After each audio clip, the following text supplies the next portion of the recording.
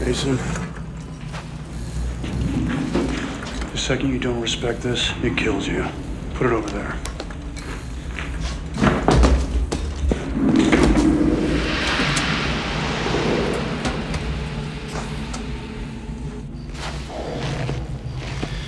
You've been around a lot of corpses. Is that normal? Well, the feet thing? Yeah, the feet thing. Yeah, it happens. I'm having kind of a hard time concentrating. Can you do something about it? Well, like what? Kill him again? Listen, I'm just a biochemist. And most of the time, I work in a glass jar and lead a very uneventful life. I drive a Volvo, beige one. But what I'm dealing with here is one of the most deadly substances the Earth has ever known. So what do you say you cut me some friggin' slack? It's Two Dads, One Movie. It's the podcast where two middle-aged dads sit around and shoot the shit about the movies of the 80s and 90s. Here are your hosts, Steve Paulo and Nick Brianna.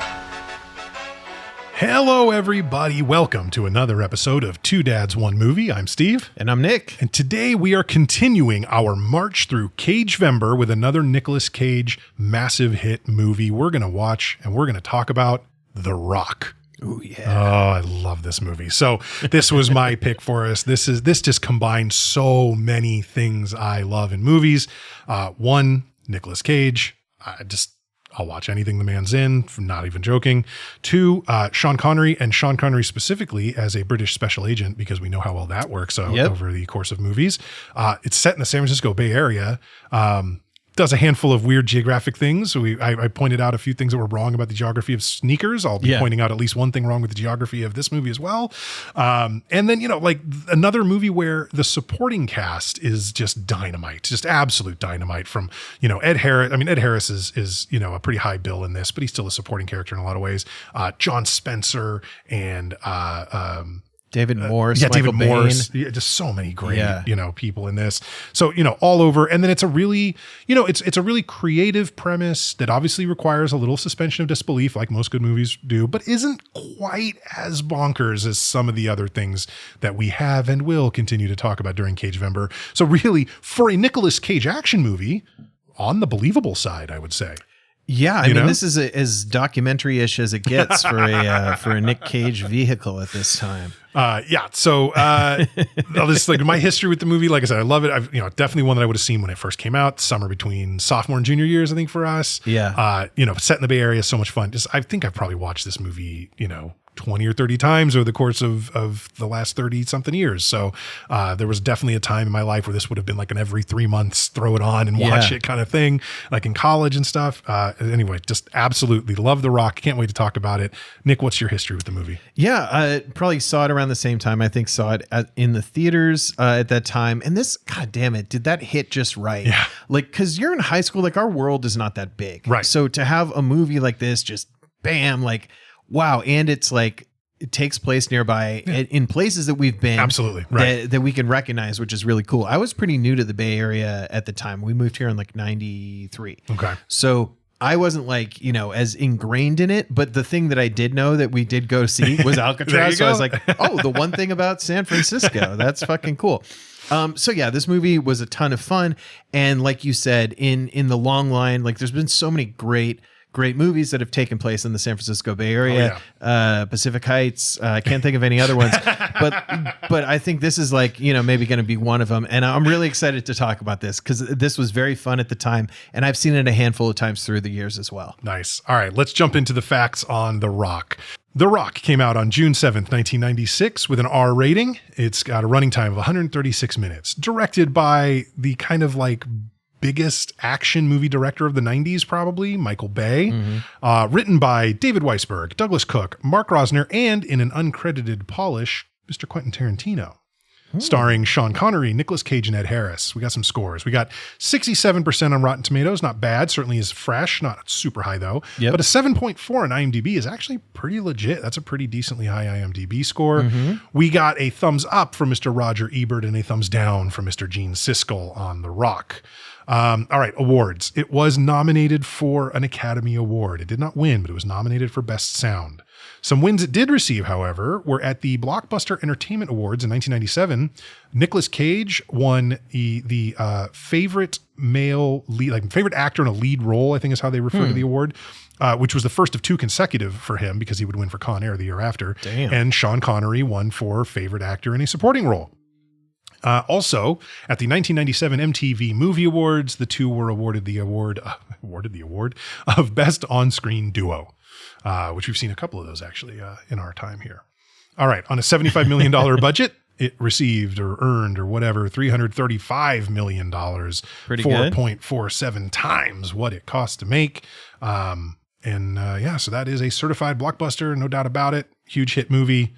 With a handful of awards stuff to go along with it, to sort of bolster its creative credentials as well. But it was a huge hit. Everybody seemed to love it. Yeah, I was surprised to see the Tarantino thing there. Yeah. So that was something that I'm wondering, as we talk about this, maybe we talk about where his influence might be seen. But, it's polished, so you never quite know. It wouldn't be as much of his own, take on it, which is why it's uncredited. He took a small amount of money probably to just give it a pass. And I would like to think that the just thinking about Tarantino's sort of like his own style, possibly one or two of the kind of one-liners that Connery and Cage throw back at each other. That feels a bit Tarantino-ish potentially, and or the tension around the hostages was really kind of felt very potentially Tarantino, and just some of the other way that some of the action sequences are laid out. The kind of things that I guessing here, but I could see having his influence. So. All right. So boy. Here we go. Yeah. So we're starting off here. Yeah, we start off similar to last movie, kind of, with a little collage or like military stuff happening. It's a little exposition just to kind of give us the real basic plot. We're seeing visuals of a few things. One, a military funeral. 2, one of our main characters here, General Francis X. Hummel, played by Ed Harris, is getting into his dress uniform as Marine. He's a brigadier general in the Marine Corps. Francis the figurine Hummel. X, I'm assuming for Xavier, but I don't know that for sure. But he is getting dressed into his dress uniform, and we're seeing this very heavy rain over a military funeral. And then there's this like voiceover, and it's Hummel, it's Ed Harris's character, and he's clearly he's talking to the Armed Services Committee of the U.S. Senate, like he's at a hearing or something, right? Talking about how there have been men who were on missions for the Marine Corps, for the United States military, whose families, after they died in action, whose families have been lied to about what they did, denied benefits, like that. There's all this like horrible stuff that's happened.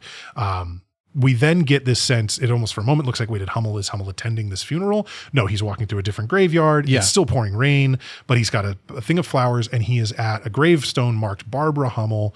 We understand this is his wife, and he says, Barb, I got to do something I couldn't have done while you were still here. Yeah. They got to listen to me now. I tried talking to him, and I got to take I got to take a next step. Yep. That kind of thing. So really intro to Hummel. I love a rainy grave visit. Mm-hmm. If you've ever been to like a funeral or something that had to take place in the rain because it was there's actual a burial happened. Right. And you look around, there's never anybody visiting graves that are already done.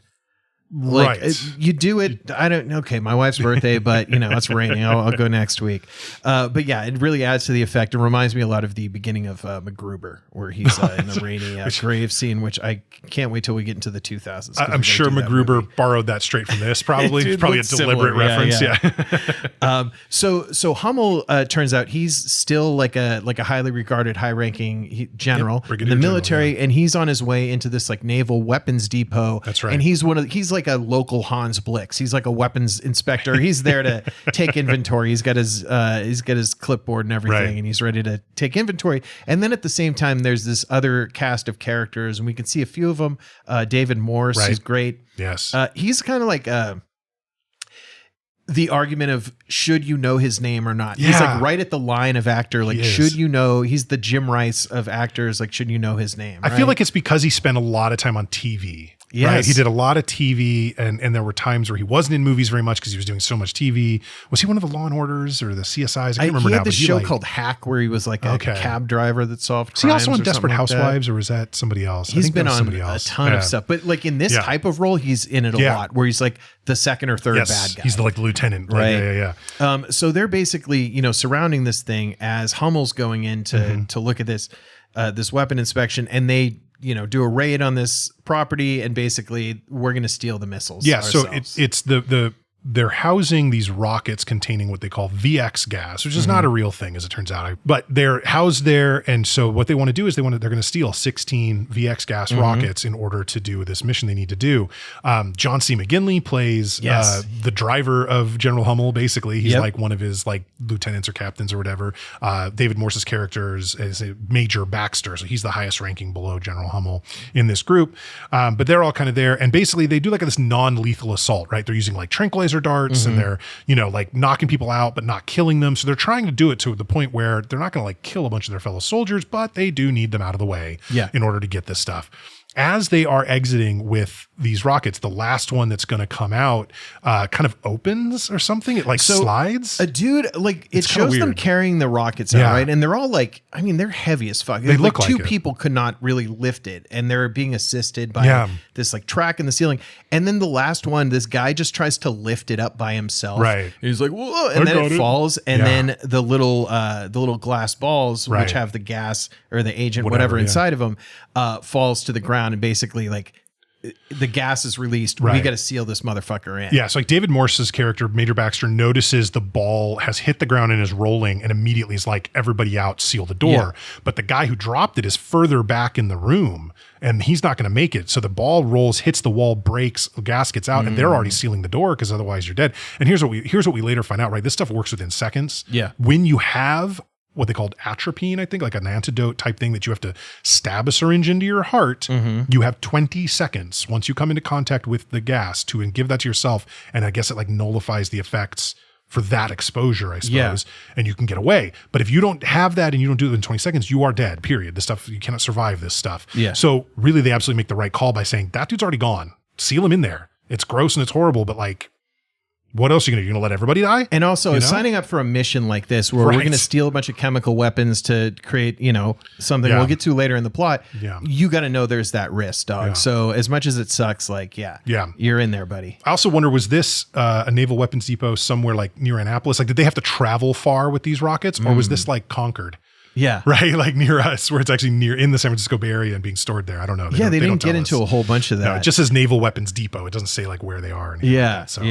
So that happens. Hummel's got his rockets. He's got 15. He wanted 16. Obviously, the last one didn't make it out. So he's got 15 rockets armed with VX gas that he wanted, and his people have taken those. We cut now to Washington, D.C.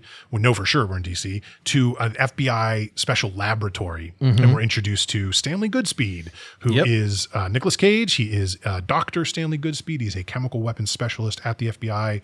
And he and his buddy, who's an agent trainee or something like that, a specialist trainee, are playing this little game. They're trying to like shoot Nerf darts, basically. Like, I don't know, whatever. It's a fun little office game. They're screwing around. Things you do to keep yourself entertained. Really, they have a boring job. Good camaraderie. The idea is they have a boring job. Yep. Except for today, because they are told that a package marked for Bosnian aid triggered some stuff where they're kind of like, look, it triggered this thing. It might be like laundry detergent. It might be sarin gas. Yeah. We can't take the chance. So it's now in a, gas chamber, basically a locked sort of like extraction diffusing chamber.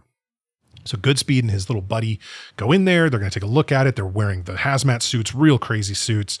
And they start opening stuff up, and they're cataloging it, being very careful, until the trainee dude pulls up a baby doll, basically, and is like, "Hi, Stanley," and like moving his little arm back and forth. And he's like, "What are you doing?" And sure enough, the little doll's eyes open, and out of its mouth comes pouring what we assume is some poison, horrible gas. Creepy effect. Very, very cool to have it come out of the doll's mouth like that. The rest of the stuff in the care package is kind of funny. Yeah. It's like an advanced version of Buzz's private stuff from Home Alone. Like there were like Playboys and all this shit in there. So this idiot, again, we've had back-to-back idiots releasing poison gas, like by their own, so we know that there's dumb idiots on both sides. That's of this absolutely thing, true. Right? Yeah. It was prison guards in Con Air. Yeah. There's a really good scene. So basically the issue is that the gas those suits are not going to hold forever against the gas. Yeah. And they do what they can to ventilate it and stuff, but the gas is out. The suits are starting to corrode or whatever for the gas.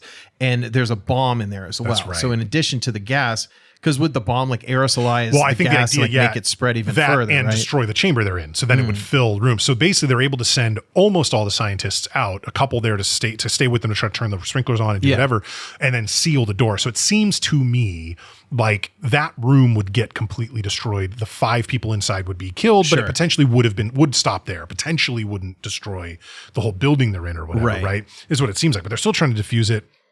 And this is when they first mentioned the atropine. Here's the needles, grab it, stab it in your heart, then you can do whatever. And I think this might be the Quentin Tarantino contribution. Yeah, potentially, right? That's right. The stabbing in the heart. That's a good point.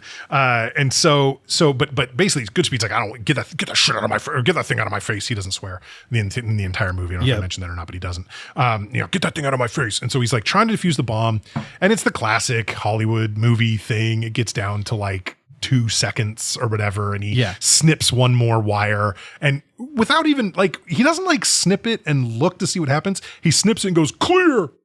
Like, okay, very confident. Maybe yelling clear is what you had to do. Maybe it's a voice activated diffuser. But I love the trainee like looks at them through the glass and goes, "Get me the fuck out of this gas chamber." Like, he's so pissed.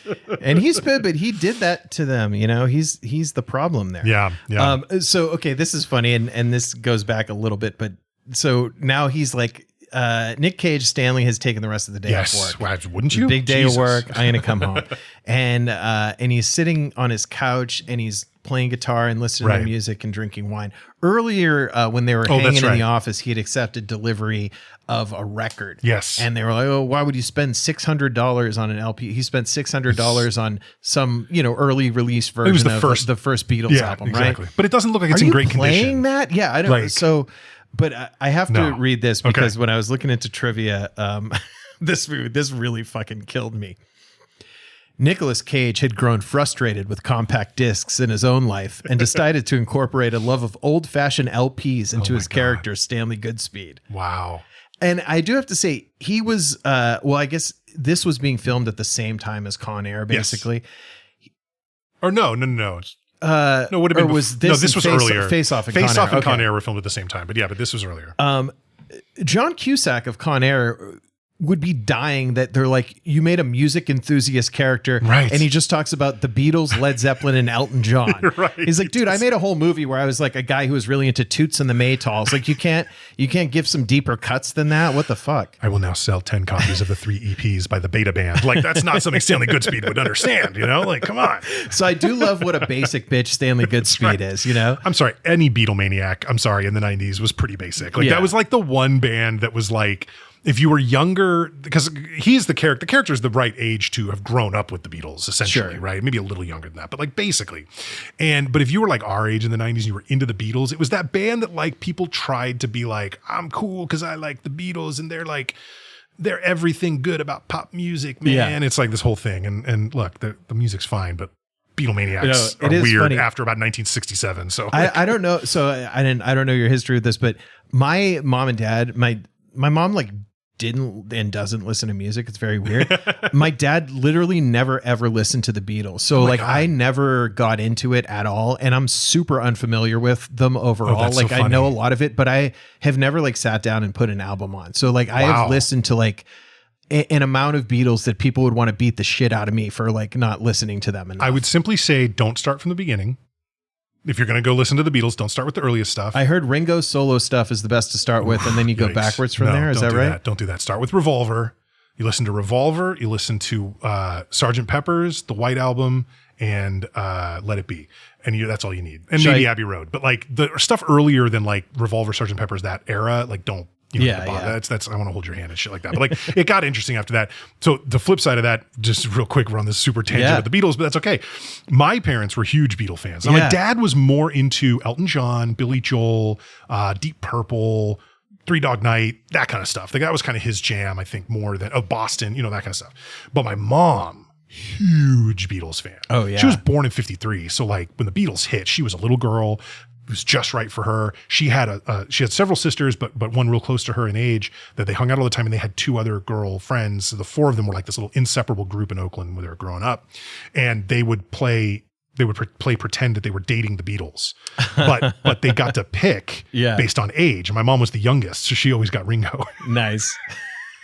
I always love that. My Aunt Kathy got to date George because she got third pick. The two older friends got John and Paul. So that's hella but yeah, funny. so I grew up with a lot of Beatles around the house, and we actually have. I mean, my parents probably still have LPs, old vinyl LPs of all their albums, probably original printings or early issues because they were there when I was a kid. Yeah. So it's not part of the current kind of, there's this Barnes Renaissance. and Noble didn't have the vinyl section. No, in the exactly. 90s, There was no renaissance of vinyl like there is today. I mean, nowadays I have vinyls of like, Illmatic and Jay-Z's Black Album and stuff on vinyl, but like I didn't get those when they came out. Like I got them in the last few years. Whatever. Right. But yeah. So anyway, moving forward. That was an important Beatles tangent. So his girlfriend comes home. Right. So Vanessa Stanley, Marcel. Yeah.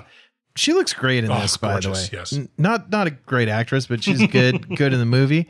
And yeah, so she comes home and she's like, I had an interesting day. And he's like, huh, yeah, right. No woman's ever had an interesting day. Let me tell you about my day.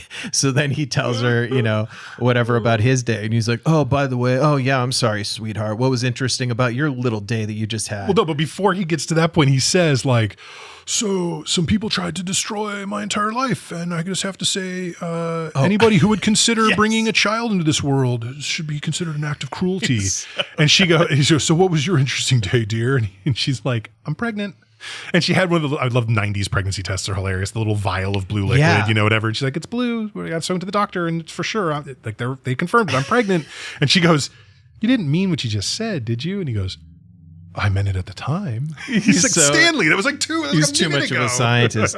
Yeah, so he got her pregnant, Stanley Goodspeed, more like Stanley Goodseed. Hey! Because that should be working. Working it.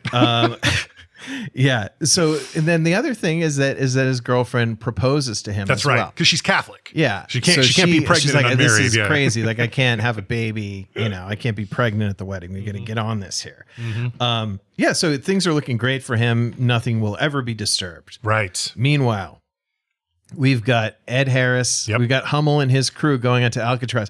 Joining the tour. Yeah. So I do want to say this. I think if this movie came out maybe 5 years later, maybe like 7 or 8 years later, that tour guide should 100% be Patton Oswalt, and it would have been like a really, really funny. The actor that does the tour guide is pretty good, but I feel like that's like what he was made for at that time. His early acting career. Ranger Bob is my second favorite Alcatraz tour guide character in any 90s movie. Thank you for asking what the first one was. And so I married, just like nodding my head like Robert Redford. Right. And So I Married an Axe Murderer. Phil Hartman does an Alcatraz tour guide. It is so funny in that movie. So we will have to get to that movie at some point. But yeah, so Ranger Bob is number 2. So he gets to the point where they're on Broadway. Everybody, this is where the worst of the worst was housed. Ladies and gentlemen, I invite you to become, residents or prisoners, or whatever, of Alcatraz. So everybody steps into the cells, and he goes and closes them, and is like still telling the story while people are kind of listening from in the cell. I don't remember this ever being part of the Alcatraz tour. I don't remember going into the cells and having them closed on me. I feel like you have to pay you have to pay extra VIP level to the thing where they shut it down and let you like stay the night in there or whatever kind of shit. Because I don't think so. I went there. You have a headset that's giving you the tour in whatever language, and you're with a bunch of people who are not there with you because everyone's in their headset. Yeah. And I remember going into the cell and being able to look around, at least one of them. But I was only there with the Cub Scouts. Like it wasn't something special when I first went. So, but anyway, so they get in, and this is when Hummel and David Morris and a couple of people walk up, and I love Hummel goes like, tour's over, Bob. So, and he's good. Like as much as Hummel has stolen chemical weapons and stuff, he's still a pretty like courteous in the way that he's trying to achieve his goals. Like he's not like a Cyrus the Virus. No, he's not a psycho in his actual actions. Now, what he is threatening to do is psychotic. But absolutely. But his actions are bearing out to be like the calculated moves of a desperate man who believes this is what he needs. This is the only way he can get what he needs to get, kind of thing. Right. Which is like not to say it's excusable, but sort of is a little more. But you understand the thought process from his point of view. And he makes a big speech to the people about, you are all now being held against your will. For that, I apologize. You will not be here a minute longer than you have to for us to do what we have to do, kind of thing. Right. So he's trying to be like cool or whatever. But this, of course, triggers, everything at the Pentagon goes haywire. It's like, this has happened. I don't know how they find out. Oh no, that's right. He calls in or something. He calls him, right? That's right. So Hummel calls in and is basically like, I now have 81 hostages. I have 15 rockets, with VX gas pointed at the San Francisco Bay Area or whatever. Like, you have 40 hours, I think he says, noon the day after tomorrow to do this, whatever, and send $100 million from this specific account, like the whole deal, right? Right. All this stuff. He knows everything. He knows where the slush fund money is. He knows, and even in the generals in the meeting are like, Jesus Christ, that's classified. Yeah. What are you doing? So he's dropping information. He's like, this from this company, and they're looking around. And he's like, that's the company you used to stash money for like covert ops and stuff. And he basically wants like for these 87 guys, I think, that are like special forces guys that had to be, unknown to the government, were they to ever get caught or killed. He wants them to have some kind of like recognition and recompense for their families. $1 million each to their families, and then he said there's like 17 million left over that he'll hold on to, which we've heard him tell for each of the guys. Yeah, that his crew there, he told them you'll each be paid $1 million, sent to a non-extradition treaty country, but you can never come home. Basically, is what he says, and they all agree to it. So he's in his mind, he's doing the right thing. It was like, we got to take care of the families of these guys. And we should never interrogate as to why they're being sent where they're being sent for any reason, but I think we should make sure they're taken care of. Yeah, he's got a couple funny interactions with the crew around the table. There's like the chief of staff of the White House is there, makes a comment like, we never went into South China. He's like, identify yourself. Who are you, punk? Like, this whole thing. It's like, one of my favorite things in movies where they'll bring up like some kind of military action, then a person will be like, this never happened. It's really good. So yeah, there's a lot of that. And what does this chief of staff college boy know? Yeah, right. Exactly, the only college I care about is West Point. So there's all this conversation, and like basically Hummel, ends the call like, hey, you know what you need to do. I know you can do it. Don't fuck around. Like bye-bye. Right. And so they start asking around the table, like, okay, what can we do? What are we dealing with? And somebody asks, what is the like casualty aspect for like one of these rockets? Like if one of these rockets explode, like what can we expect? And then the guy goes, 60 or 70. And the chief of staff goes like, well, that's not that bad. He goes, 1,000, 60 or 70,000. Yeah. Like, he's like, like I said, that's not that bad. Yeah, right. Yeah, but it's San Francisco. There's all liberals. Yeah, they're not real people. Yeah, we don't care about them. So basically they decide, he says the thing about like, your countermeasure doesn't work. I know your countermeasure doesn't work. Hummel does. And he says, yeah, the generals are talking. Yeah, he's right. Normal napalm, like VX was designed specifically to be napalm resistant, not completely burn up harmlessly. If you try to napalm it, it'll just still be like, it'll be fine. Basically. I don't know how the rockets would survive the napalm, but I guess they don't want to turn Alcatraz into like a permanent gas thing. The wind blows across the San Francisco and kills a bunch of people anyway. Like the whole deal, right? But there's this other thing, thermite plasma, I think is the term they use. And it's like, well, that would work. It was designed specifically to be the countermeasure to this countermeasure. So like it would work, but it's not ready and we can't load it on planes like right away and do this. Like we're not ready to do that. And they were like, well, you figured that out. What's another plan? And this is when John Spencer's character, FBI Director Womack, pipes up and goes, and then I'm going to try my best, but like, there's a man in the prison. Like Womack's voice is so ridiculous. It's so ridiculous. I love John Spencer, like huge West Wing fan. Absolutely loved Leo on West Wing. Love John Spencer, but like his voice in this movie, him and the other like FBI guy they end up meeting in San Francisco have the two most gravel-ridden throats. They're talking to each other in the most gravelly way. What are you talking about, Womack? It's just ridiculous. That's how you convey seriousness, I think. Is you got to be extra gravelly. Seriously. And then they had also asked, who's your best chemical weapons guy? Right, exactly. And Nic Cage is he's celebrating his engagement. That's right. He's finally humping. Right. And on a rooftop in DC where plenty of people can see him. While Rocket Man is playing. Oh, I didn't notice that. They're listening to Rocket Man. Nice. So then he basically gets the call while they're in the middle of the act. I got to go back. And he's like, this isn't happening. This isn't happening. Like throws a little fit. I really like that. Because Stanley Goodspeed is such an even-tempered, boring dude. Most of the time. Once in a while loses his fucking mind. Once in a while is Nicolas Cage. Exactly. Once in a while he becomes Nicolas Cage. Exactly right. So he has to go to San Francisco, and basically what we find out is there is a guy who escaped from Alcatraz and was later recaptured, but he's this like guy that doesn't exist. It's like the federal government doesn't acknowledge openly that he exists. And the British government, 'cause he's a British national, the British government also doesn't recognize that he exists or whatever. So he's this ghost of a person. But it's Sean Connery's character, John Mason, who is, Secret Air Service, basically British Special Forces. And he stole a bunch of secrets, basically. He stole a bunch of J. Edgar Hoover's files, essentially, and hid them, has microfilm of them, and hid that microfilm. And they basically decided, we're going to hold you until without trial, until you give up the microfilm. And he just never did. And he's been in there for 30-something years or whatever, right? 33 years. And so, but he escaped from Alcatraz. So he could, they think at least, inform the team that needs to go on. They're going to have a SEAL team go in and try to do an incursion. Mason could let them know, here's how you get through. Right. Like here, I can like draw you a map. He can tell you, like here's how I got out. So you can get in that way. That's their plan. Goodspeed has to go to San Francisco. And initially he thinks it's a training exercise. So he invites his girlfriend or, whatever, fiance, I guess now technically, like, you come, you go to the hotel, order room service. Because she's disappointed that their night got rent. So I'll make it up for you. We're going to, Which is like, makes sense. They just got engaged. They have to run off to work. Fair move. But he thinks it's a training exercise. So no big deal. Just come on. It's cool. Yep. And they have to, and Goodspeed ends up with the other FBI authority guys, and they are talking to Mason because they have to convince Sean Connery to help. Yeah. He doesn't have any reason to. It's also, like, what do you have over him? So they work out this like pardon and all this stuff that they present to him. Yeah. And they're kind of trying to be like tough guy, like William Forsythe, who's a great character actor. Yeah. So he's really kind of pushing around, and Mason's just like, I'm not talking to this fucking guy anymore. Yeah. And they bring Stanley Goodspeed in, who's technically an agent, but it does not really have this kind of experience. Yeah, he is. He is a FBI agent, but they keep referring to him as specialist, almost to the point that I feel like that's like a category of FBI agent, maybe, where you're like not a field agent, you're like laboratory research, you're doing some other stuff, right? This is what it seems like. You're not out in the field. So that's what they keep referring to him, because even then Mason, so are you a field agent? And he's like, yeah, of course. He's like, okay, But one of the things that William Forsythe's character like threw a quarter at Mason before he leaves the room, and it like hits the ground, and in a way that Michael Bay makes very clear, we're going to see that again.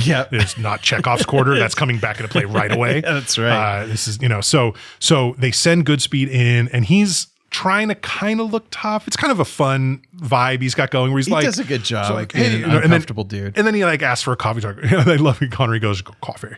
Oh no, thanks, I'm good. Offer me coffee, Oh yeah, can we get some coffee in here, please? Come on, guys. Like, he's like trying to like play like he's in charge or whatever. But he basically gets Mason to agree. He's like, okay, but I need a suite at the Fairmont and a haircut and and feel of a suit and like this whole deal.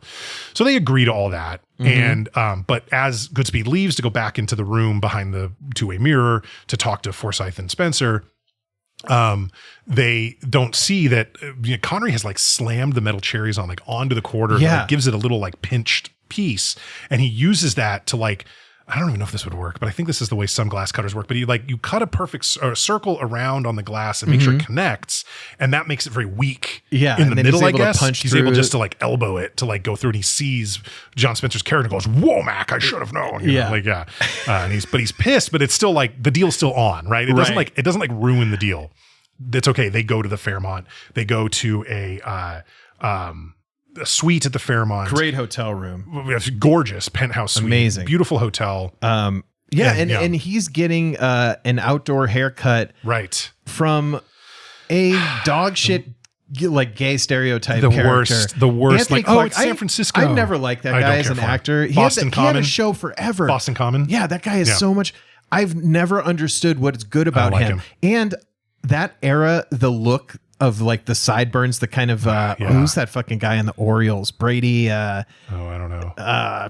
Damn it. The Orioles had this player who like had these sideburns. He hit 50 home runs and won like one steroided out season, then never hit more than like 22 the rest of his career. Brady Anderson. Anyway, this character, I was just like, oh, here we go. This is gonna suck. And it like, I don't know, there's just no jokes. Like if you write jokes into it, that's one thing. But if you just have it be like, oh, this is a funny kind of guy. This is the thing. Like, so there's ways to do it, right? This character exists for no good reason, We need John Mason to get a haircut. Right. Because you don't want Sean. I mean, I think Sean Connery with long hair looks dope. I think he Looks could have done that the whole sick, time, dude. but it would have gotten in the way. They wouldn't have let him, go into an operation with like a long head of hair kind of thing, whatever. So we need to get him a haircut. Plus, Fine. he did Medicine Man. He had long hair. That's there, right. so. Yeah. But this character, this barber character, stylist, the whole deal. It's like, it's just there to be like, look, it's San Francisco. San Francisco has a lot of gay people. Isn't that so funny? Ha ha ha ha ha. And then, he can like ask, all I care about is, do you like your haircut when he's in the elevator? And it's just like totally unnecessary. The character does not need to be there. There is no reason that the character has to exist in any way, shape, or form other than to be seen cutting his hair on the balcony and then be gone. Yeah. Like it doesn't need to exist. It's the kind of like lowest common denominator 100%. shit though you see in these like big budget Yeah. movies. I mean, even something like in the last movie we talked about, Con Air, with like the donut dropping as the cops drive away. It's kind of like that joke has been done a trillion times before. So I was just like, oh God, here we go. I wrote down, my note is gay hairdresser. Blech. Blech. Yeah, exactly. So he does cut his hair. And then this is one thing we kind of skipped over is while Mason was getting a shower, he got that, there's that clothesline in hotel showers that you can like pull across, hang your towels on or do whatever. He like pulls that out, clearly like is able to remove it actually from the wall. And he's got this long string now that he's able to kind of hide for a while. And you can see him playing with it underneath the barber's like apron that's on him. And the idea is he's like wrapping it around his hand and then kind of coiling it. And I think he like ties a little like noose kind of thing at the end of it. And so then he and Womack are on the balcony and Womack's trying to convince him, you're going to help us with this, John, like whatever. And he's like, will you shake on it? And so sure enough, he goes to shake on it. And that's when he's like able to put this like rope slightly around Womack's wrist and throw him over the balcony. Crazy move. Woof, like so nuts. And I he's did able not to hold him expect up. that. I mean, that like as an really cool escalation in this movie was really like, whoa, dude. And of course, the only one out on the balcony with them at the time is Goodspeed. And he was given a gun. They did actually give him a gun because he said he left his in his dresser drawer at home or something. He thought he was coming to a training exercise, like whatever. And there's a great line where Connery is like, like, I'm going to drop your boss over. And Goodspeed just goes, please don't. Like with the gun pointed at him, please don't. He doesn't know what to do in that situation. Yeah. So Connery very smartly, he like wraps the end of the rope he has around a chair and then lets it go. So it's like enough of a thing where it's not like Womack will fall to his death immediately. You could still save him. Yeah. But you have to decide to not chase me. Exactly. Yeah. That's really smart. He makes them choose to go save their boss instead of chase him down. And he starts running through the hotel, gets into an elevator, running through the kitchen, like through the Goodfellas entrance, exactly. of the hotel. That's a good chase.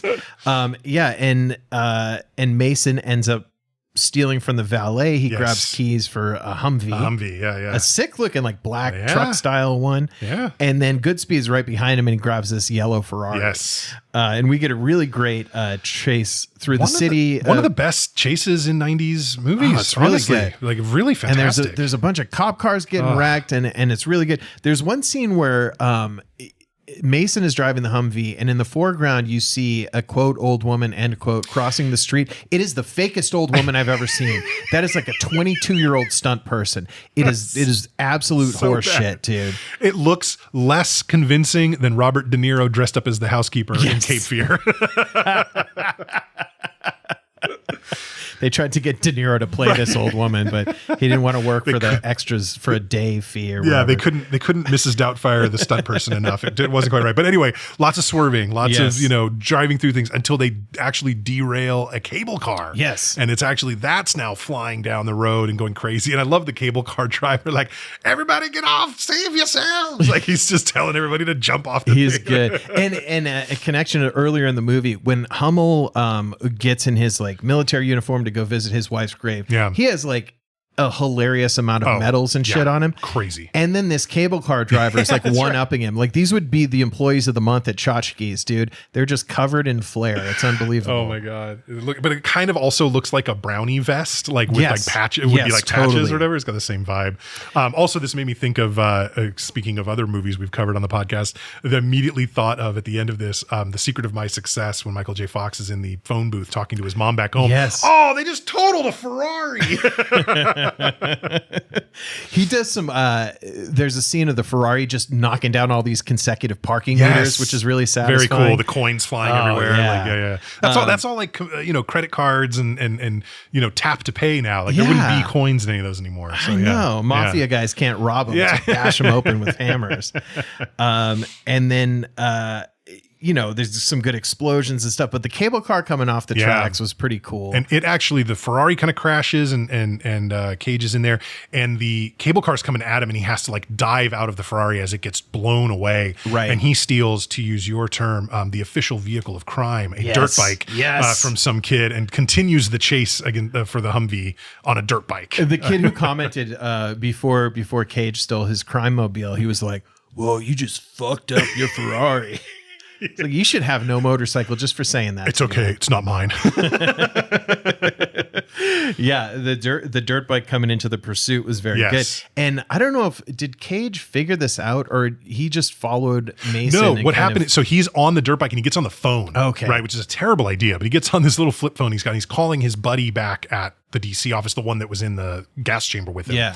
And he's like, hey, I need you to look up. And this is a part that I kind of want to get into a little bit because I think they keep using the term Wolfsburg to refer to a prison, right? Isn't that what they keep saying? Wolfsburg? Something like that. That's not the name of any prison in the United States. That is a city in Germany, but I don't even think we have an airfield there. Like it's not Ramstein or anything like that. So I don't know but so I think it's a made up place.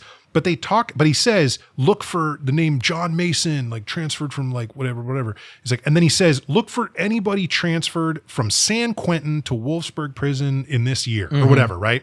And he's able to find info. Real quick, I had a similar issue with the conflating of prison systems in the last movie we watched, Con Air. Yeah. Same thing here. San Quentin is a California state penitentiary. Yeah. It is not a federal prison. There is no way a man like Mason, who is a British national who stole things from the FBI, would be sitting in a California prison under any circumstances. When Alcatraz was under use as a prison, it was part of the Federal Bureau of Prisons. It was a federal prison. So that doesn't make any sense. That's a little nitpick that I'll do. They just picked the biggest named prison in the Bay Area, basically. And didn't they say anyway that he's kind of being held without trial? Yeah. Like he has not been convicted of anything. So he would be in like a Guantanamo type disappear Dark guys site. type fucking prison, which must be this Wolfsburg talking about the idea that that's not real because that's a secret, like whatever. And he was on Alcatraz just because that's where they put the worst people when it was running for 30 years or whatever. So what happens is his buddy is able to look this up and find an unnamed transfer. So there's no first or last name, but it does mention like some details about him. Yeah, and it's like next of kin, and it's like this name. I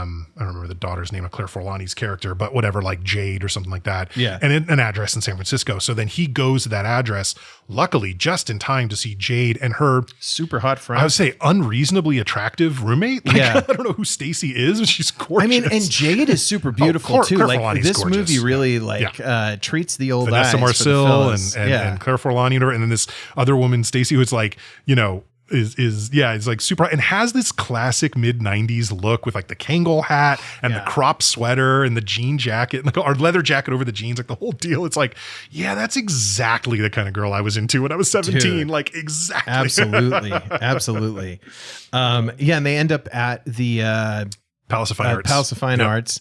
And he's able to like get a hold of his daughter for a minute to give her the like, oh, I'm sorry that I whatever the fuck. Yeah, exactly. And she's, makes sense. She doesn't really care that much about chatting with him. She's like appropriately, who are you, she's appropriately skeptical. Yeah. All she has ever heard from her mom, who sounds like her mom's passed away, so she doesn't, whatever. But when she was alive, the only thing she ever heard about her dad was that it was like a one night stand after a Zeppelin concert. Led Zeppelin concert, yeah. And then he was Stanley Goodspeed's second favorite band. Yeah, exactly. And then Mason was arrested the next morning because he had broken out of prison, and it was like they literally pulled him out of bed with the mom and newly conceived little Jade is left there, and so that she has like nothing about this person. She's maybe seen a picture, I think she said, right, and that's it. And so she's properly skeptical. And Goodspeed does one of the coolest things he can do because he rats him out. Obviously, he's like, hey, I got him. He's down at Palace of Fine Arts. So cops start flying in. FBI starts flying in. Yeah. And as the sirens are approaching, Jade is like, is this about you? Like you broke out of prison again? What the heck? And Connery doesn't know. Mason doesn't know what to say. At which point Goodspeed gets up and goes like, that's right, ma'am. Your father is working with the FBI, helping us out with a little problem that we have. gee, John, I think we should get going. And he's like being very like friendly about it. And it was like, yeah, dude, you didn't have to be cool like that. That was very cool. Good job. And I mean, it helps build that relationship because it's important that these two guys like grow to trust and respect each other and everything. Also, real quick, just Claire Forlani had, I think we talked about this in Point Break. We were talking about how Lori Petty had a few things and kind of disappeared. I don't know if Claire Forlani's been working lately or if she's like alive. I don't know, whatever. I don't know that name. So I don't know because I didn't recognize that actress from Joe anything Black. else. Mallrats. Oh man, Claire Forlani had a run in like the kind of basically through the mid 90s of just being in a lot of stuff. Okay. And obviously she's gorgeous. And so it's like, she could do, but yeah, I think Meet Joe Black was like her big like star turn opposite Brad Pitt. But yeah, she's been in a bunch of stuff that was back then. And then she kind of disappeared. I don't know where Claire Forlani went, but we will see her again because we 1000% will be doing Mallrats on this show because that's one of my favorites. You think you have a point as an actress where you're like, you've hit your ceiling as far as being cast and you're so beautiful that there's some like, multi-millionaire like Formula One driver that's just like, I got to take you off the market. Like what's her name who got married to Pete Sampras? Veronica Vaughn from Billy Madison. Oh, I don't remember her name, but yeah, she was also in Mortal Kombat. She was in a bunch of stuff during a chunk. And then she went and like, oh, I'm going to go have my life now. And I'm not concerned with money because this guy's, That's possible. It absolutely has happened. Yeah. So I don't know. We'll follow up with Claire. Hey, Claire, if you're listening, give the show a call, by the way. Yeah. I think, unfortunately, the more likely outcome is that she stopped getting work because she had the audacity to age past like 35 years old and suddenly nobody hired her because that's what Hollywood does to women. So. Well, that's on her. I mean, that is disgusting of her to do that. So we've got Mason back in custody and we're bringing him and the plan is still to have him look at all these blueprints and tell us how to get through. Yep. And he's looking at him and he's just kind of like, I can't read. It's all in my head. The map is inside my brain. It was pitch black down there. So like he's unable to give them what they need with the blueprints. And he kind of says like, well, I'll remember when we get there. Yeah. Because he also thought he was going, I think. Yes. Well, I think he assumed. And maybe he was going until he pulled his little getaway stunt. That's true, too. I don't know. You're not doing a whole lot for your credibility there, John. Yeah, you're not adding to your trustworthiness, Mr. Mason.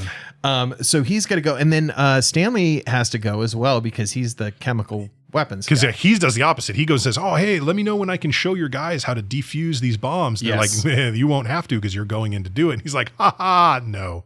Yeah. Oh, I am. Okay. Also, great line from Connery in there. Like Womack shows back up and he's got the arm in the sling, right? And he goes, how's your bowling arm? Yeah.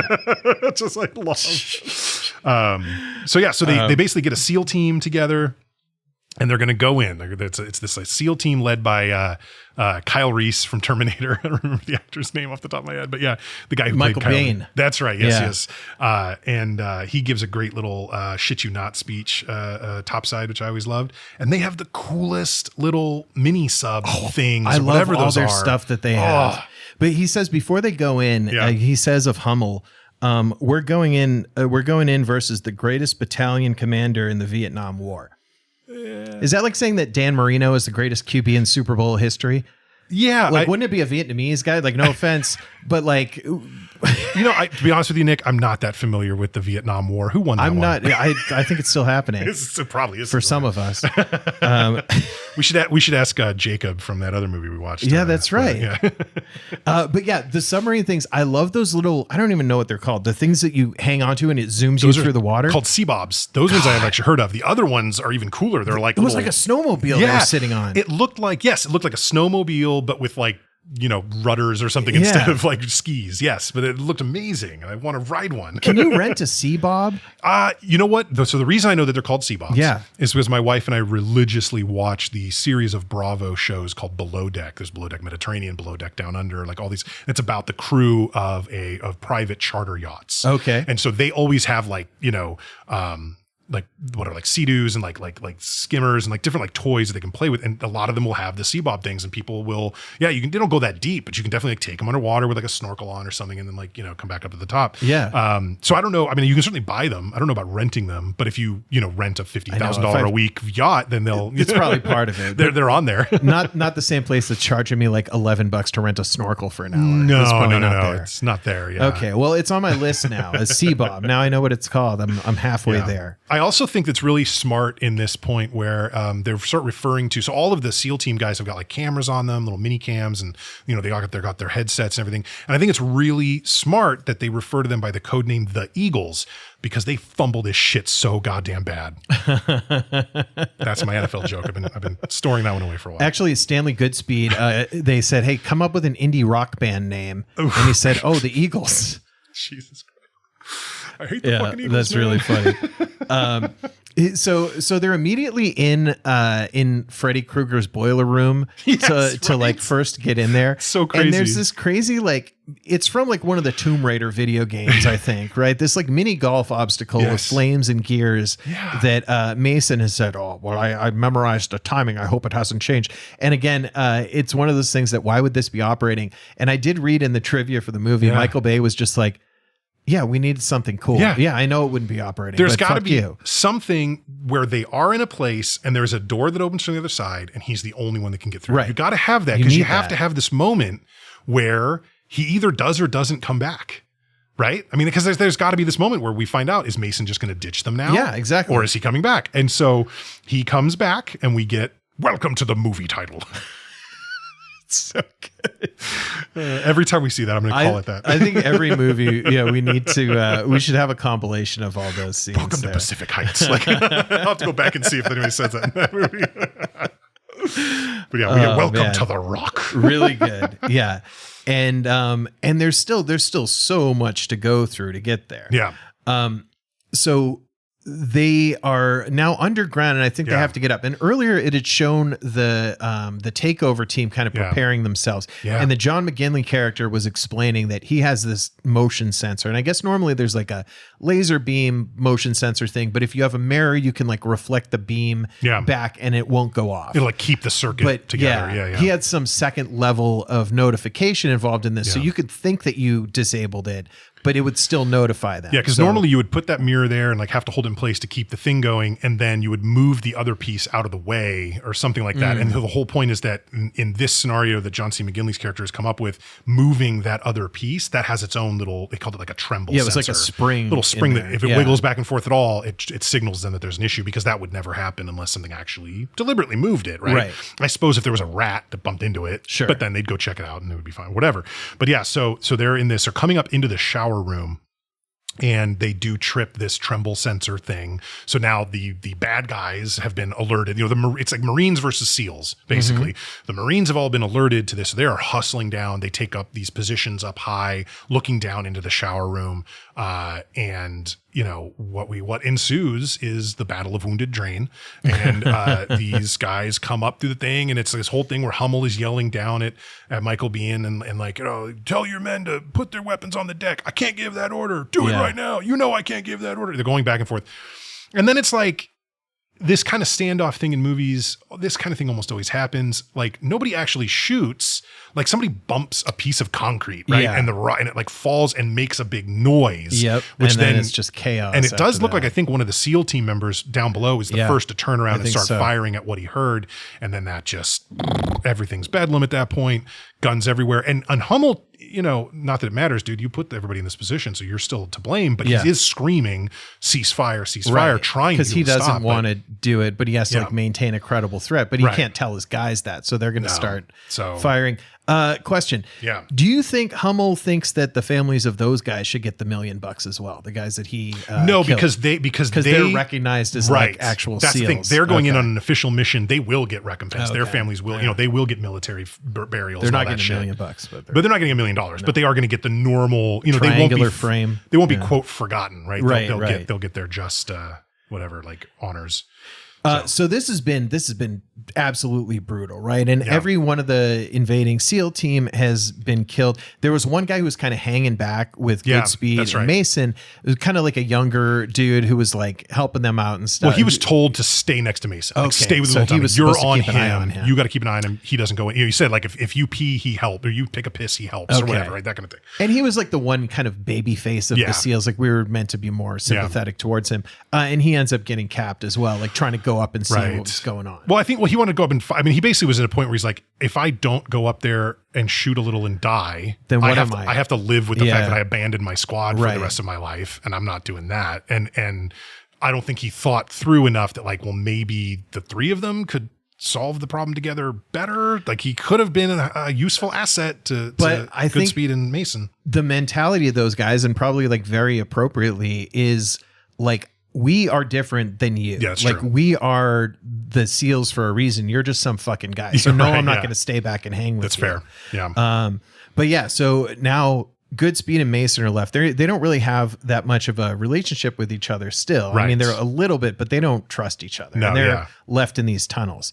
And I think that Hummel's crew thinks that we're clear, basically. Right. Initially, yeah, they see all the dead bodies, they start cleaning stuff up, whatever, and they're dealing with that. And they're trying to drop some like bombs and stuff down under there. Not yet. A little bit later. Like that comes in a bit. Before that, we flash back to the FBI control center because Paxton, the William Forsythe character, and Womack, the FBI director, John Spencer, they're now talking because Paxton is like, you got to tell me what's going on. This is crazy. You know, kind of whatever. Yeah. He's like, I got to know what's going on. And there's a thing that John Spencer specifically says that tickles me every time because he's telling him, he's like, this guy stole, from J. Edgar Hoover, he stole all this stuff.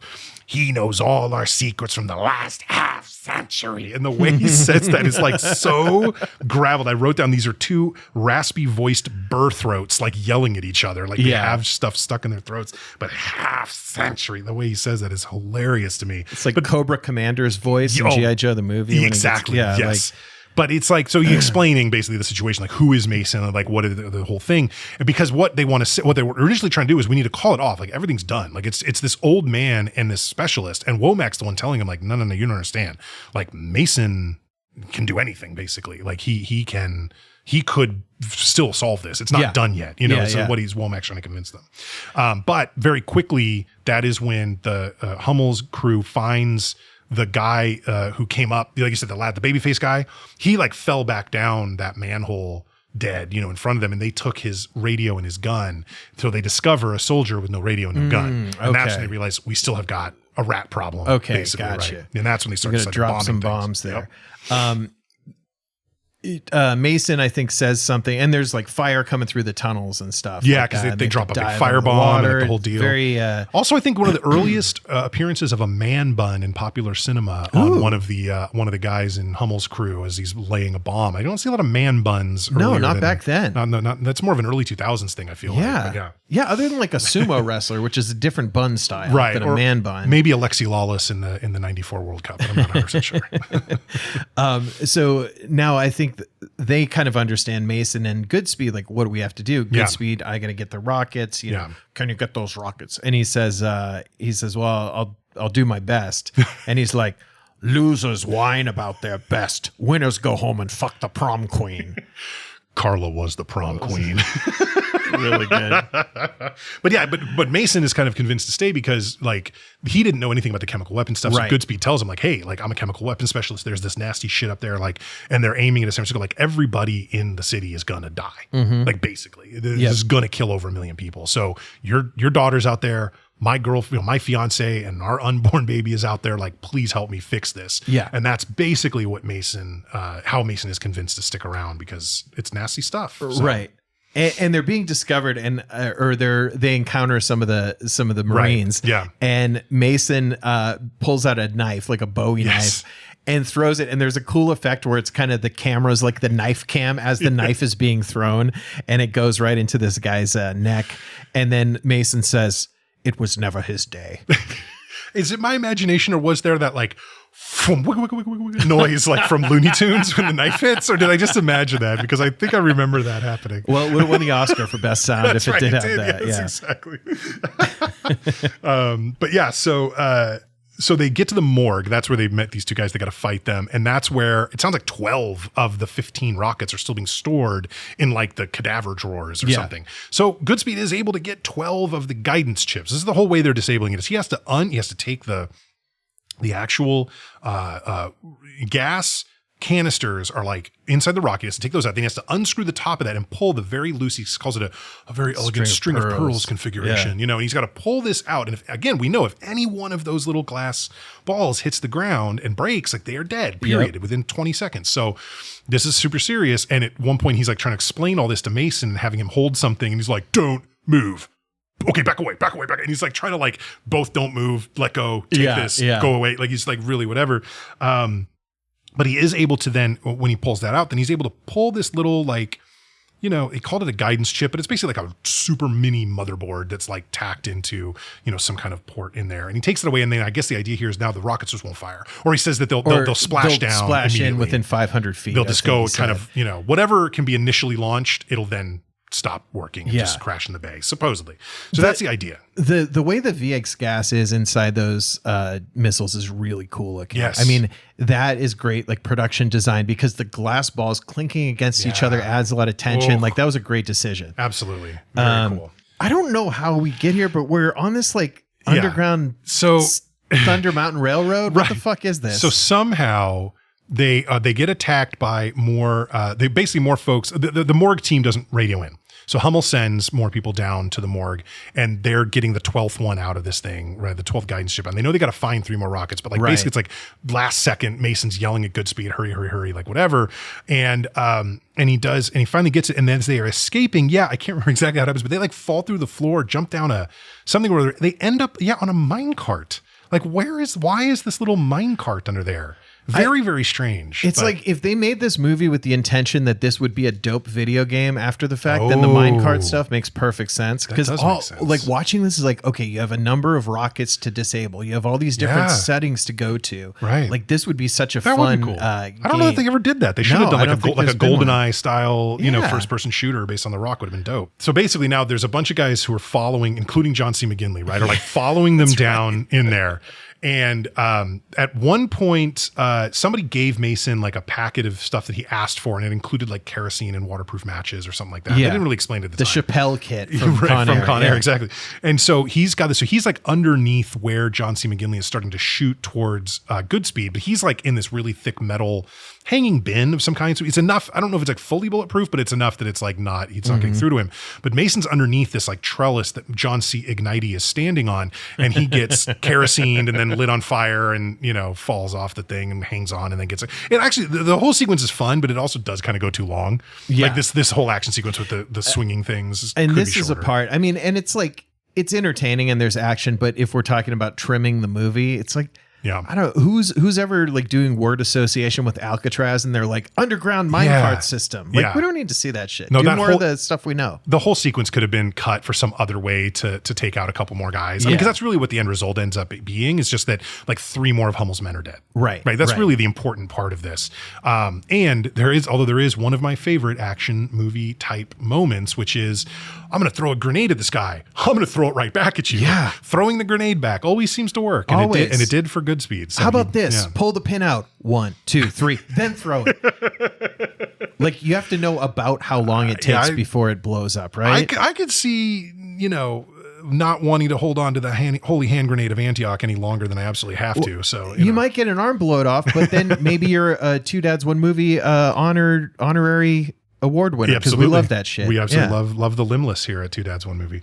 Okay, so they get away from those guys, and Goodspeed finds another rocket, and he's like disassembling it. It's not even in any particular place. It's like in a courtyard or something. Yeah. Kind of strange, almost outdoors. And then there's like 2 of Hummel's Marines Spider-Man rappelling through the air down towards him instead of just shooting him. Which, like, maybe they didn't, because when they first saw him, he'd already disassembled the gas canister, so they didn't want to risk that falling. But that seems like a really intelligent move, and I don't know that I would trust these guys to be that smart about it. But why didn't they just shoot him? I think they made reference to like some of them later on were frustrated because they were like, Hummel like basically said no, he said take these people alive. Like, he doesn't want killing. Like in his mind, he's still like, my operation is perfectly clean except for that accident where we killed 20 Navy SEALs. Right, but very good point. So I think that's like what's driving that. That's a good point. So Hummel, because somebody else does say later, it's a good thing Hummel wants you alive because I'd like to gut you like a fish, or whatever. Gut you like a fish, boy. Right? So I take pleasure in gutting you, boy. That's what it is. Take pleasure in gutting you, boy. But they do end up capturing Mason and Goodspeed, and then they put him in cells. Right, but not in Broadway, apparently, where all the civilians are. They are definitely separate and alone, and like in this other part of the prison. 2 cells near each other, but not right next to each other, it sounds like, or it looks like. So right. And this, I think, is maybe one of the best Nic Cage lines in the movie here. It's a good one. So they're kind of talking back and forth and everything. And as we can see, Mason is trying to like, Well, he's stripped a bunch of the bed sheet into things and braided. He's fashioning some rope, kind of basically. rope, right? Yep. And at the same time, Goodspeed is yelling to him, and how are we going to get out of here? And whatever, he's like, I understand how you got through the tunnels and how you did this under and the whatever. Cistern He's like, but how in the name is it? How in the name of Zeus's butthole did you get out of your cell? Zeus's butthole. I did read, and swear. You probably read the same thing. The Zeus's butthole line was ad-libbed. Nice. And Michael Bay did not want to keep it in the movie, but Nicolas Cage insisted that it stay. Nice. And again, Cage vindicated by history here. Coming right off that Oscar award win. That's how that's gave him the juice to do it. Your dick around, dude. That's what you do. Yeah. So he's talking shit. And at the same time, so Mason loops this rope around, and they end up escaping from jail the exact same way that the Brady Bunch escaped from jail when they're trapped in the ghost town. Jesus Christ, that's right. Oh my God. So yes. I enjoyed that as a classic jailbreak style here. So yeah, he saves Goodspeed now. So the time is running out. Like, they've given an ultimatum. Hummel and crew have given an ultimatum as to when they need the money delivered, when they need their transport delivered. Right. And we're running out of time. We're down to like a couple minutes, I think. Yeah, it's and so now they're in this little control center. And so I guess kind of could mention there are like two, I think he refers to them as captains. That's their rank. So just one step below major, if I know my Marine rankings. I'm not sure I do. But they are two people that came on kind of later on, like after the VX gas theft. Yes. And Hummel says, I've never worked with you before, but so far you and your team seem great. So, thank you for joining the team, blah, blah, whatever. But he doesn't know them as well. They've never worked with him before. Unlike David Morse's character, John C. McGinley's character, they'd worked with Hummel before. And so these guys are definitely a little antsier. They're kind of like, and one of them keeps saying like, just letting the general know the time, 3 minutes, general. And he's the guy who's from the guy from Shawshank, one of the co-prisoners. Also, who somehow looks like, in my opinion, he's like Timu Michael J. Fox. Like, there's something very off about him, but like slightly Michael J. Fox-ish. He's Michael T.J. Maxx. There you go, exactly. But yeah, so Hummel's kind of getting pissed at him. He's like, I'm well aware of the time, like Yeah. But yeah. So they end up launching the missile. Well, because the time's up. That's right. So, but before that, the guy said they're trying to basically convince Hummel to do it. It almost feels like, right? And he says something to Hummel. He goes, "Come on, General, let's be all we can be." And it's like, okay, but that's the Army. Like, you're a Marine. You should have that rivalry with them, right? It should either be like, come on, let's be the few and the proud, General, like, or something like that. But I just seemed odd that it was an Army slogan spoken by a Marine. But yes, they do launch a rocket. Funny. And basically the other general that they've been dealing with at the Pentagon calls and is like, Frank, we need more time. He's like, bullshit, you got 3 minutes, like whatever. And they do actually launch one of the two remaining rockets. And this is kind of actually a good thing, not initially, but eventually for Goodspeed and Mason, because it's one less rocket to find. But basically they're shooting it and they're talking about the heading, and they mention that it's going to Oakland to a football game. Now, at the time, the Oakland Raiders played at the Oakland Coliseum, but the view that we get of the rocket flying over like a hillside over a stadium, that is Candlestick Park. 1,000%. Absolutely not the Coliseum, because the Coliseum is got no hills around it. It's like water, freeway, and then massive parking lot and two facilities, the Oakland Coliseum, which is open air, and the Oakland Arena, which is right next to it. None of that is visible. This is clearly Candlestick Park, where the 49ers played until, maybe 15 years ago when they moved to Santa Clara. But like, this was what I was talking about, like the sneakers going the wrong direction across the bridge. This is my, like, I'm a Bay Area native and I know my geography, and you guys fucked that up. That's like, super weird too, because why wouldn't you reference the way more famous park? Right. Like, because the Oakland had moved to LA and they moved back. They weren't relevant yet in Oakland since they moved back. No, like, they weren't doing that well. Been like 3 years. And the Niners were in like the midst of a legendary stretch of 20 years of success. 2 years off a Super Bowl win or something like that at that point. Like, very interesting choice. But they do show us Candlestick. The crowd's obviously wearing a lot of red. It's like clearly a Niner home game kind of idea, but it's only momentarily. But it's like the fact that it's, for one thing, over the hills, because that's part of that. There's like a small mountain range that goes up and down the peninsula, right? And that's what they're flying over. So it's just a thing that sticks with me as a Bay Area native. That is not the Coliseum, period. Yeah. And the missile ends up kind of turning course at the last minute and goes harmlessly out to sea into the ocean. I guess the gas would not, it would They said it detonated underwater. Okay, so it's not going to aerosolize, which was the issue, right? That was the big thing to worry about, is the wind and everything, and making that super dangerous. So it's going to kill a ton of fish, right? That are in the. That's going to make some really fucked up fishing for a while. Bad sushi, really bad sushi. Don't eat the crab from 1997 or whatever. But generally, much better than detonating in the air over the Bay Area and everything else. Yeah. And Hummel's guys are kind of fucking losing it because they're like pissed. One of the other guys, we haven't mentioned him by name yet, but Tony Todd, Candyman, great actor, so and he's really good in this. Recently passed away too. Yes, Tony. He did. Yeah, within the last couple years or so. Yeah. But yeah, they're fucking pissed at him, and they know that there's one left, and they're kind of like, dude, we can't even, this isn't the guy that we want. And the planes, meanwhile, with like the thermite plasma, are on the way. Yep. And the plan is like, we have 81 civilian hostages. We have all these like special forces guys potentially, but that's a calculation we have to make. They also still believe there are 15 or 14 fully armed rockets ready to go all over the Bay Area. So we could be talking about several million casualties. That's right. Because they could shoot different, all over, from there, like any different San Francisco, direction. Oakland, San Jose. I mean, just those 3 cities alone. I mean, it was the 90s, so maybe fewer, but like today, that's like 2.5 million people just in those 3 cities. So it's like, those are densely populated areas. You could do a ton of damage with this stuff. So they're operating from that amount of information and frankly making the right call. Right. Absolutely the right choice to like nuke the island, get rid of that stuff and say sorry to all those civilians and their families that you had to kill. But it's like, that's just what has to happen. Hey, we just freed up close to $100 million. We think we give each of your families $1 million. No, that account doesn't exist, Nick. I know what you're talking about. So the other soldiers are kind of going to have a mutiny against Hummel. Yep. Like they're fucking done with this. We want to launch this thing. We're fucking done. And they end up in this kind of standoff, which is extremely convenient for Goodspeed and Mason. Who are nearby. Yeah. Everyone who's a threat to them basically shoots and kills each other. Pretty close to. Pretty close. I think only the general, the major, and then one guy, Sergeant Crisp, I think they're the younger guy who's with the other 2 captains. They die. But the 2 kind of main antagonists within Hummel's group, they've survived. They survived the standoff. And so basically at some point, Mason's able to pull Hummel out of that fracas, and basically Goodspeed and Hummel, I don't remember which one interrogates, but it's like, where's the last rocket? Tell me where the last rocket is. And he says, lower lighthouse, go get it, and then Hummel dies. So at least in his last breath, he's able to give Goodspeed the information he needs to try and solve this problem once and for all.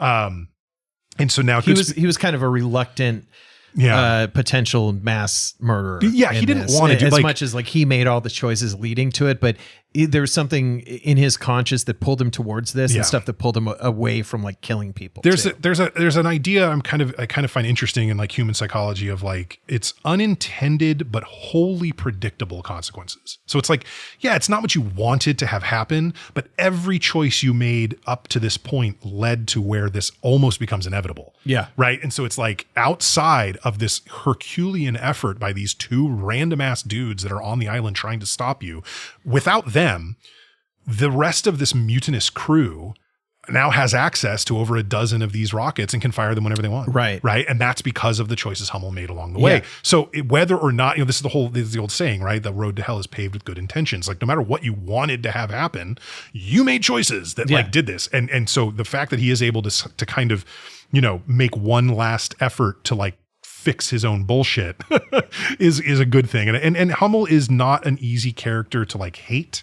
Yeah. I don't think he's also, you can't root for him either. You're not supposed to. Yeah. He's kind of, you're supposed to feel conflicted, and it's good that he has these evil sidekicks, which make it nice and easy. Yeah. You got to have guys in the crew that are much worse than him to make it work. I do like that David Morse sides with him rather than against him in the standoff. Like I feel like that was good for his character. Yep. But I think Ed Harris is one of these actors, and I feel like Billy Bob Thornton and Tommy Lee Jones also fit this category of really being able to walk that line between like, I like this guy, but I don't want to root for him. Right.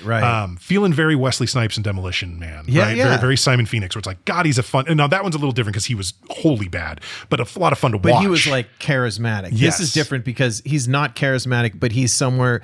you can understand the reasoning that led to his decision. Yeah. You know? Yeah, exactly. So with his dying breath, he at least helps out. Goodspeed's able to head down to the lower lighthouse and start to diffuse, start to get the chip out or whatever. But he does, and he kind of is able to pull the gas out of the rocket, at which point Tony Todd's character shows up and is like, I'm gonna get you, like whatever. Yeah. And he just, they're kind of like pacing around the lighthouse where the rocket is, and Todd ends up standing in front of the rocket, which gives Nic Cage the opportunity to be like, do you like Elton John? It's like, what do you mean? I don't like soft ass shit. Do you like the Elton John song Rocket Man? I don't like soft ass shit. Oh, well, it's because it's you. You're the Rocket Man. And he like hits launch, some launch button will fire, whatever, his little fuego button. And it just shoots out. Now, of course, because the gas is, he's got the gas beads with him, so that's not gonna, but it flies and knocks him out the window, and he dies. And he gets impaled on like a piece of a chain link fence as well, bizarre, like a real brutal death. But that Rocket Man line is really legendary. Bad. I feel like that should be the beginning of this episode. Maybe. One of the worst lines in the movie. It's so dumb, but I have talked about it more than I've talked about actual good lines. Like it had an effect, like it did something, but I don't know if that was ad-libbed. I don't see that was or not. I feel like no, because it ties back further into the character, like, you know, the whole music. I'm a music nerd. That's the best you could do. It's so bad. It's so bad. No, I don't know for sure yet, but likely. Do you like the Ramones? Because you're on a rocket to Russia. Like, you try all these different versions of it. Do you like the Clash? It's time to rock the Casbah, like whatever. But no, I think listener, and maybe you listener, you would have heard this at the beginning of the episode, but Nick and I haven't decided yet. I think it'll be the whole "cut me some friggin' slack," like that whole part will probably be the opening because that's really good. But yeah, so he goes, and then so with the string of beads, right? So Nic Cage has put it like in this great, like this somewhere so safe, scary, safe-ish, so scary. It's in a drain. Hey, it's not like drains drain to general populations of water or anything. But there's one ball that was loose that he just like has. He threw it in his hand. pocket. He throws it in his like front pocket for some reason. I mean, I guess you can't. What else are you going to do with it? I guess you can't throw it. You just huck it. I would try to hit the water, throw it into the ocean. Yeah, but he's not like a cool guy. He's like a nerd FBI guy. So he wasn't like on the team or whatever. So the last dude has come across Goodspeed. Yes, and Mason is somewhere. We don't know where Mason's at right now. I think he said he was done with it. They had a conversation. He was done with it, right? Yeah. So Mason's gone, and now Goodspeed is fighting one-on-one with this dude who would destroy him in a second, right?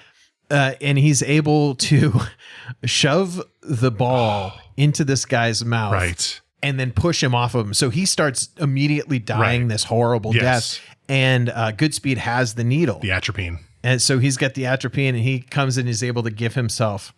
The shot in the heart. Now, this is the tension at this point is so we know all the rockets have been disabled, all the bad guys are dead. Okay. But the FBI and the military don't know that. They don't know that. Their F-18 fighter jets are with the thermite plasma are still flying straight at Alcatraz, ready to nuke the entire island and destroy all the gas. When they were told, and I do love that they give us a William Forsythe's voiceover, hearkening back to when he originally said, when you've neutralized the threat, use these flares or whatever. It's like, oh, that's right. I forgot that they said that. Like, he's got flares. They're like, hey, I know we've made a lot of shit happen since then. So here's just a gentle reminder. That was almost 2 hours ago. Yeah. So he gets out into the open and he's got the flares going and he's waving them and whatever. And luckily there's spotters like on the, one of the piers in San Francisco facing Alcatraz, I guess. And they see the green smoke and it's like, abort. They try to call off the fighter jets, but one guy had a little bit of a itchy trigger finger and he lets it go. And it's like, here's the interesting thing. So it doesn't hit the building that they know all the hostages are in. So that's good, right? Right. But it hits close to where Nic Cage is because he's literally blown back into the water by the blast. I thought this was supposed to be this like super napalm that would like burn everything for like minutes, if not hours. Right. That was the whole idea. It wouldn't be like an explosion that was done after it happened. Like you couldn't go anywhere near it. No. And it should have lit him on fire. Like even if he just had enough of being close enough to be pushed away by the blast into the water, he wasn't anywhere near he must have flown 30 feet. He should be covered in like unput-outable flame or something. It's bizarre. But none of that happens. He lands in the water, and this is when Mason comes back. That's right. Fishes him out of the water. Rescued there, and great to see Mason there. Yes. So he pulls Goodspeed out, right? And as the authorities are starting to come to the island, Mason's just basically like, peace. Like, I'm out of here. So he's on, Goodspeed's on like the phone or the walkie or whatever with like, I think with Womack, and he's like, what happened to Mason? Or where's Mason? He's like, I don't know, sir. Vaporized. He's not here. Like, he got blown up in the blast. Just come get me, or something like that, right? They're like, So then when they get there, Forsyth and Spencer are both like, where? So he talks to Forsyth first, and he's like, so what happened to Mason? He's like, vaporized, sir. Just vaporized into the air. Vaporized, huh? And then Womack comes up. Where's Mason's body? I want to see that son of a bitch. Which is like, dude, this guy just saved everything, and you're still being a shithead about it. Yeah. And I love that it's Forsyth who goes, vaporized. Yeah. And walks off because he knows, like, this guy hooked it up. He like was to save the day. Like, it was good to see that because of how him and Mason were earlier. Yes. One thing about Womack, which is funny, how he has his arm in his sling, and when earlier he was like showing Mason what he did, he's like, look at this. Like, you don't lift your arm and wave it in someone's face. That's why it's in a sling. You can't do that kind of shit. And he's waving his arm around, like it's a gun and he's trying to rob a bank. But before Mason ran off, he tells Goodspeed, he says, if you're thinking of somewhere to go on a honeymoon, I'd consider Kansas. And he like gives him this address, right? And he's like, it says something like St. Michael's Church, whatever, Kansas, front pew, right leg, hollow, right? And he goes, is this what I think it is? And like Mason's gone. So we, everybody shows up, he tells them they're vaporized, whatever, and we cut to this little tiny church in the middle of nowhere, and Vanessa Marcil, her character, is in the car waiting for, like obviously but a wedding ring on her finger, like the whole deal. Yeah. And Goodspeed comes running out of the church while this priest is yelling, vandal, vandal, like, which is like, there's nobody around. Like, who are you? You're not like getting a cop on the corner to like run after the guy shoplifting out of your corner store, dude. This is like, you're in the middle of nowhere. And so they go in and they drive off, and it says just married on the back of their car. And he's got the little microfilm. It's the microfilm that he still says, like, honey, do you want to see who killed JFK or whatever? It's like, with a dog on his lap, holding maybe the most priceless piece. Oh my Have you ever God. tried to even read a magazine with a dog or cat around? They'll stand on it. They'll fucking rip it up. Like, that dog would just get tangled up in the microfilm that he's looking at. So yeah, that is a funny way to end the movie. Well, the very last shot, though, I have to call this out. They're supposed to be in Kansas. Yeah. The very last shot is them driving down a highway, and I pause. I watch every one of these on my iPad so I can take notes easily. It's just sitting on my lap. And I paused it and I turned it to my wife, Heather, and I said, what's wrong with this? This is supposed to be Kansas. She looks and goes, there are hills. There are two big hills on either side of the shot. There is not a hill in Kansas, not one. She spent her childhood driving to Oklahoma to visit family through Kansas. Yeah. There is not a hill in the state, not a single anthill, let alone these clearly Southern California hills, you know what I mean? Like, that look like everything else in California. I just love stuff like that where it's like, well, we couldn't actually go to Kansas to film this because that would have cost too much we money. can never afford to shoot in But Kansas. it's like, and the little church, I think it was the exact same church that Slash played his guitar in front of in the November Rain video. I'm pretty sure it's the exact same church.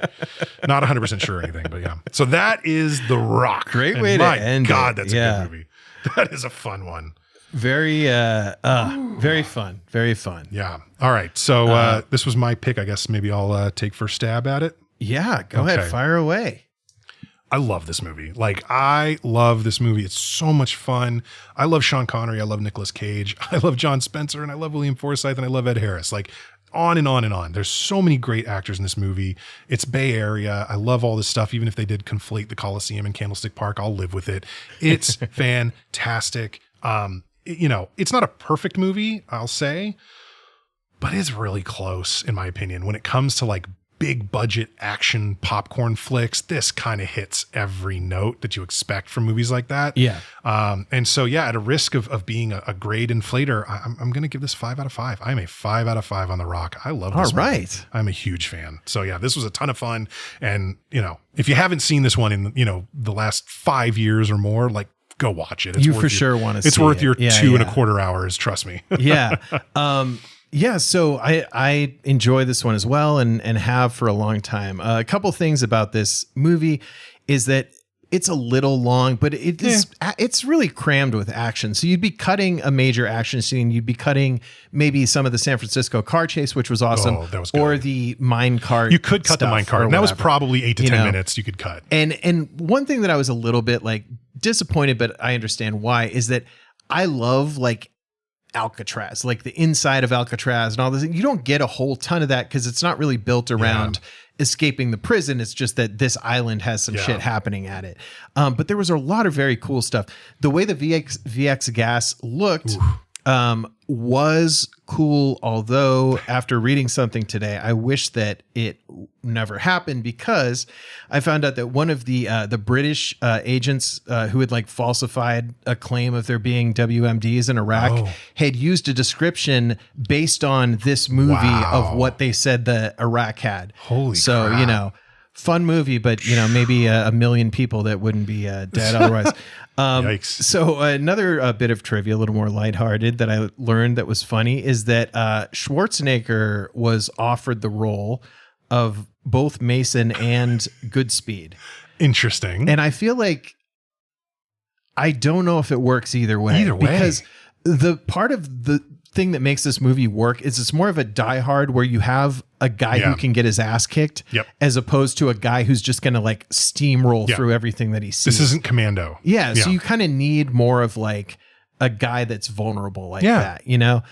Sean Connery gets a couple really brutal kills in this movie. And it's kind of cool to see. I mean, thinking about the time in his career, this was almost like Liam Neeson doing the Taken movies at the age that he started those. You know, it was like, oh, I still fucking got it. I used to kill people in movies. I don't know if you're aware of who James Bond is, but I kind of used to do that. Yes. Really fun movie, really crazy Cage. Some good, like the best of Nic Cage, and some good Bay Area stuff. Yeah, it's hard to nitpick this one. I will just say, I think it's like really on par with Con Air for me, although they're different types of film. And I'm going to go ahead and give this one a 4 out of 5. I really enjoyed it. It doesn't quite hit that level to me, but I would watch this again for sure. This is a great one. I feel like any movie set in the Bay Area, with the possible exception of Pacific Heights, gets like a 0.5 point bump for me just for being Bay Area. Like that's a super thing for me. Absolutely. Also, another piece of trivia, the actual VX gas liquid that was inside the balls was LA Looks hair gel. Oh, I heard it was Prel shampoo. Yeah, I made that up. I don't know if it was or not. So did was it actually Prel shampoo? That's what I read. I was trying to be all you were shitty in the about right it. zone. And you know what? I will say, Steve and I are both bald guys. We're like predisposed to hating on hair products, right? But we both, we're right. We're vindicated by by this movie. Stay away from that stuff. I shampoo and condition my beard almost every day, so just I just let mine go. I don't really care. All right, so Nick, we got to keep the Cagevember train rolling forward. What are we going to watch next week? Well, so far we've had a couple of like really fun over the top action movies that kind of featured Cage in a cage, you know, in different ways. Right. And I know that there's more of that. And I think that maybe just to show a different side of what the man is capable of in his body of work, I thought I'd switch it up. We'll do a little bit of a sorbet for the next episode. We're going to get away from like the hardcore explosion action, but still to a movie that I think is very good. I've only seen, I think, once. Okay. So I hope that it holds up, but I'm sure it is. It's very well regarded.